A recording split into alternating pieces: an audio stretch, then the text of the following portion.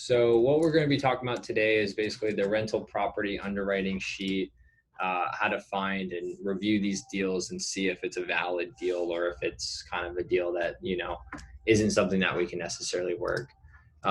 So this is one of the deals that we're taking a look at. So one of the first things I really typically do in the area is basically try to see if there's any like property that's sold recently in that area, right? So sometimes what I'll do is I'll go to like Zillow or something along those lines. Obviously, Zillow is not always the best for like comps and data and stuff like that, but sometimes it is helpful just to get an idea of what other people are paying for these units, especially if we're trying to wholesale them.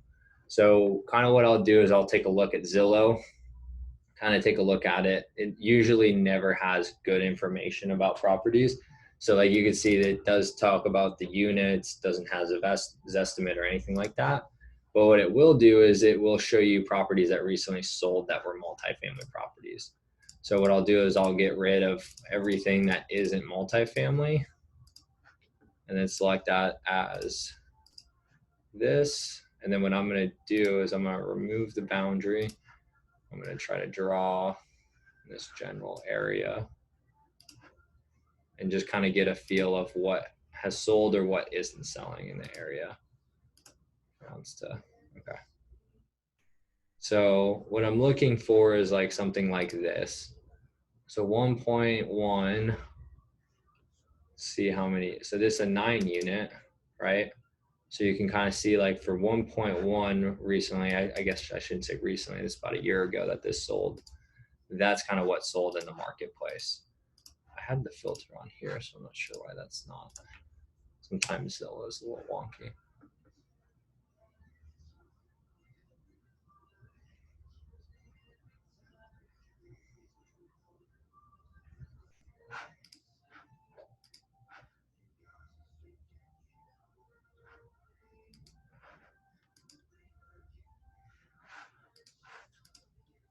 All right.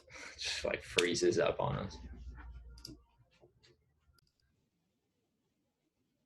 Okay, so we can kind of take a look at what has recently sold. So this one was how me and Lucas actually looked at this one. I'm surprised. Let's see. I'm surprised someone bought it for this. We originally looked at this one to buy. So you can kind of get a feel. This was 6 units that was for sale. So you kind of get a feel of like what else is selling. We can obviously go to a larger time scale and kind of see if there's anything else. So there's really not too much that's selling for what we're looking for, and which is typical. You're not going to find crazy good comps all the time, but it's just good to get an idea of like, hey, someone's willing to buy for 1.1, especially if we want to wholesale these units, right? Like this is a legit buyer who ended up buying these properties, and likewise on any of these other multifamily properties around here, right? So what we want to do is basically look at our subject property and just make sure that one, it kind of fits the criteria of what we're looking for and all that good stuff, right? So he kind of put together a whole sheet on this. So here's all the units. I do like that there's some development to like the side of it, and there's also some other developments. So there are a couple plays that you might want to look at. So they're always going to pitch you on like, oh, the market's growing, blah, blah, blah, rent increases, what's going on in the area. So this is basically the unit mix on the property. So it's kind of a crappy thing, but basically there's a 1 studio. There's 3 2-bedroom, 1 baths, 2 2-bedrooms, 1 1-bedroom house. Okay, so it's like kind of like a mixture of like single family houses and like couple like duplexes slash triplexes. Does that sound right? Mm-hmm. Yeah. So kind of what the rents are getting, all that good stuff. So he's only collecting 50, 59, 90, right? So like what I can do right out the get-go is basically create a new copy. So duplicate, rename it with the address. Oh, that's gross.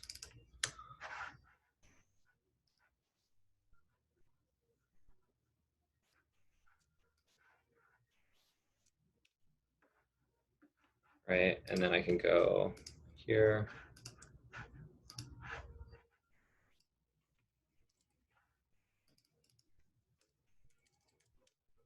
That's what he's getting for rent currently.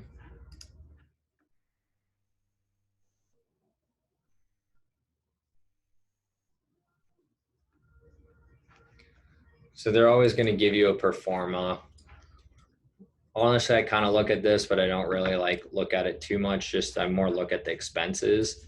They're always going to overestimate like whatever the gross rental income that they can get on it, which is just pretty typical. So he's getting this in rent right now, and he's basically saying that you could get to that a year. So that's about a 50% increase right off the bat. That's red flags, right? I just don't see how that's physically tangible to double your net operating income. That's kind of very ambitious. So there's either one or two ways that you get there. One, you build more units, which doesn't seem like this has an opportunity to do it. Two, you basically go in there and you kick everyone out and you remodel it. Or three, it's just not a feasible situation, right? So what do they want for this property? Did they give a price on here? 1.725. 1.725. Yeah, right out the gate go. I already know this is not going to work. Okay. So like given these terms and all that good stuff, like here's what our mortgage payment would be every single month. So the property doesn't even produce enough just for the mortgage. You know what I mean? And obviously we can go, oh, well, it's way under leveraged. You can get more rental income, blah, blah, blah, blah, blah, right? So 8 units, I would have to get, even at, let's say, $10,000, I make only $77, right? So right out the get-go, I just know that my mortgage doesn't even cover what the rents are currently getting. Not to add that, hey, I got to put CapEx into it. I have to raise the down payment of $431,000 at a preferred interest rate. So right now, it's just like this. This is way overpriced. And then where are the expenses coming from? The expenses are coming from these blue things, and I didn't even update the taxes or the insurance, and it still doesn't even cash flow. Mm-hmm. You know, like if I wanted to base or like looking at new deals, in this case, we don't have expenses for this property. Yeah, we do. That's what his pro forma is. So you're basing the expenses off the pro forma? Well, this is telling you what his expenses are, right? So marketing is 600, administration 600. He's saying his like maintenance a year is 4,000. His turnover is $600. Contract services. Here's his water and trash bill. Here's his electricity bill. Here's what he pays in management fees. Here's what his insurance is. Here's what the taxes are, right? So I can just update all of those and just plug those in, right? So for taxes, he's paying 4,050 or something like that. 4,460.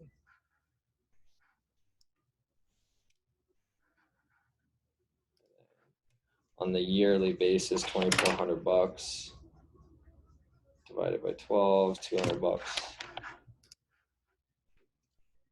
250 if I got a higher insurance quote.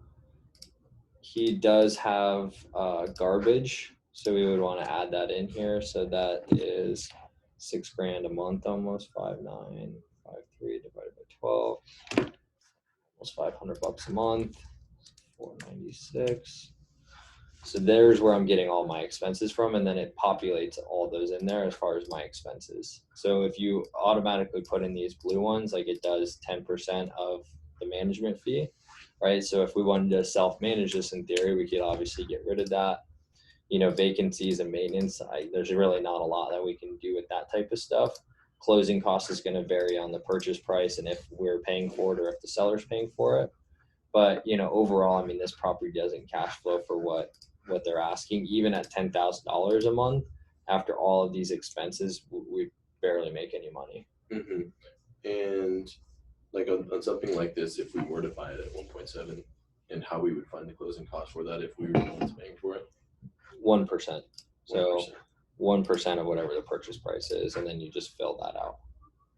So in here, just like it doesn't make sense. It doesn't even matter if this was free. You know what I mean? If this was free, it still doesn't cash flow. Mm-hmm. Now, if you were to move the sale price to like 1.2, maybe it would work, but even still, yeah, it's not enough. because it would be a good property if we were able to produce 10 grand a month, right? It's an annualized rate of 8%. Mm-hmm. That is allowed for what we would need to raise, right? So the 300,000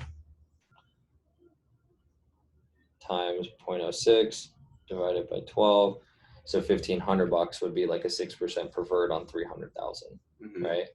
So when that's all kind of said and done, I mean, like, there's just, there's still money left over for us as the managers to structure a deal and still make money off of this, right? So like our annualized return always has to beat that 8%, Mm-hmm. or 6% or whatever, or else it just doesn't make sense. And for this situation too, even this is not even a great number, because this is not taking into consideration me adding in money to actually do the renovations. So I need even more than 300. I probably need 400,000. So another $100,000 for that. And I need to then probably refinance the property afterwards. So I'm going to have even more closing costs as far as lender fees and all that good stuff. You know what I mean? Because I'm going to go buy it on bridge debt, and then I'm going to go refinance it with like a longer term debt, or just sell the property. Which then in that case, then I have to factor in like, okay, now the resale cost if I'm just going to fix and flip this multifamily. You know what I mean? Because then that's a whole nother way to look at it, not just straight off of cash flow. But this property, I mean, like, this guy is like crazy for trying to sell it for this. I don't know how long he's been trying to sell it, but this is kind of what he's showing as far as like average rents and all that good stuff inside of here. He's comparing a lot of these against properties that have amenities such as pools. Subject property that we're buying doesn't have a pool, it doesn't have amenities. That's going to affect the rent price a little bit, not by dramatic enough, but enough where it's not gonna work. You know what I mean? So for this property, it just doesn't make financial sense, even at the 1.2 number. So if you wanted to like tell them like, hey, we'd maybe do like, $1 million, like we could reduce our, our downside by quite a bit in the meantime. Because then we also got to figure out like, okay, like what are the leases like in this, right? He kind of sent you a rent roll. So like status of them current, 100% occupancy rate. He doesn't have when their leases expire or what the situation with the leases. And that would be like a question to always ask, like if they have current leases where it's 100% occupied, like what are those lease structures like? Because then that's when I'm able to offset that property by creating more income for it by kicking out tenant one or raising the rent for tenant. You know what I mean? Because I either got to get him out or I got to get him to pay me more. One of the two. And when he goes out and doesn't pay me more, guess what? Now I got to go inject money into that unit and then also be down a unit. So now my cash flow is now 5,000, not 5,900. You know what I mean? So I'm even taking more of a hit that month. And then obviously if that happens with 3, 4, 5, 6 units at a time, the rental income goes down dramatically, So then you got to judge those out of like, okay, here's kind of what the game plan is. But this one doesn't even make financial sense to go to like year like 1 or quarter 1 of like financially like projecting the model out. Like I wouldn't even take it that far. Because if you look at it like this, it's just like, right now we got to even get them to agree to drop it, 600 grand or whatever it was, which is a big ask. So does that kind of help to make sense? Or very much so? Okay. Yeah, because he's saying all these. Yeah, exceptional year rent growth. It's like, you know what I mean? Like he's trying to pitch it so much. So I would just like reach back out to him and be like, hey, Chris, like, I really appreciate the opportunity. Nothing, on this one, it just doesn't work out. We're way off on what the price needs to be for it. Keep me in mind for future opportunities. If the seller's interested in hearing out a different offer on the property, I'd love to present it. But at the moment, I'm way off. And just kind of see what they say. I love it. Yeah. So 1% closing costs and then the expenses. I mean, are they usually listed out on these? On their performance, yeah. So you should always ask them like to get all the expenses. So like due diligence wise, you're going to want to get the rent rolls. You're going to want to get the monthly expenses. You're going to want to get what's called the trailing 12, which basically is going to encompass all of those two things I just said. And that's going to be like his P&Ls for the last 12 months. And that's going to show you, hey, here's what his cash flow is. Here's how much his expenses are. And obviously you might find gaps or differences. Like, perfect example, like if I go buy a property from someone where, they bought it back for like $300,000. Well, their insurance is going to be a whole lot less than my insurance when I go buy it at, let's say, $1 million now, because the property's worth different amounts. Mm-hmm. You know what I mean? So even things like that, there's going to be some discretionary, like, okay, well, the insurance is going to be more, or the taxes are going to be more because we're buying the asset at now this price, and that's how they base the taxes off. Got it. You know what I mean? Now, separate enough from the recording, but like if we wanted to go in there and put, in this case, I don't know, $200,000, and let's say the numbers did make sense. Going back to the principal and what we're paying, the preferred interest, I guess. Yeah. Is it when we ask for the investors 400,000 plus the 250? Is it 6% on the combined total? Yeah. So then there has to be enough cash flow to include, the rehab. Yeah. So then that's kind of what you would look at, is based off of how much money you would need to inject into the property. Would be like, all right, I'm really not raising, 300. Let's just say 300 because it's easier numbers. I'm really not raising 300. I'm really raising 500,000.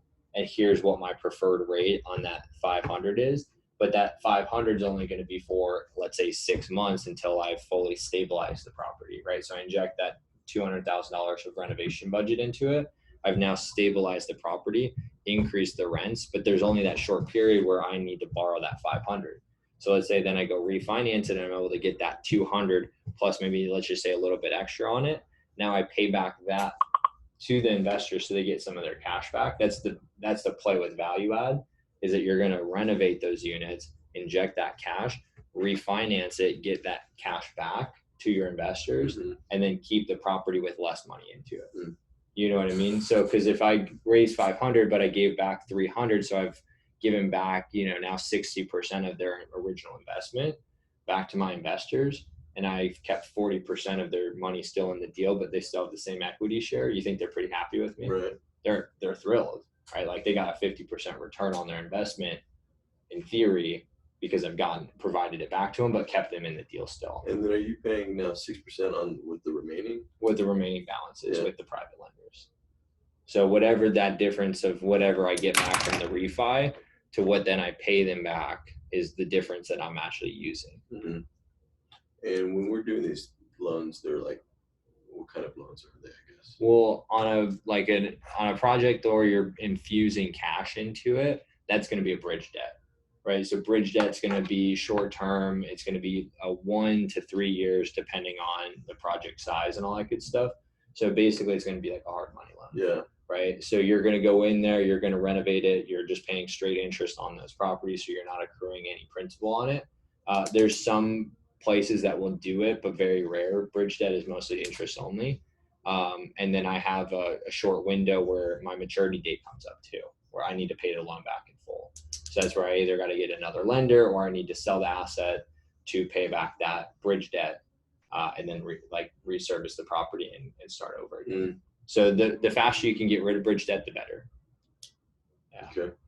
I mean, yeah, that makes sense. Because I was also going to ask about like these other kind of loans, like recourse loans and non-recourse loans. Ideally, you want like non-recourse loans. I mean, that's just effects if you fuck up. Mm-hmm. It doesn't affect anything on the actual deal itself other than you. So like personal comfort level, basically, is what that is. This is really good, man. Yeah. This really changed the game. You want me to stop the recording? I think so.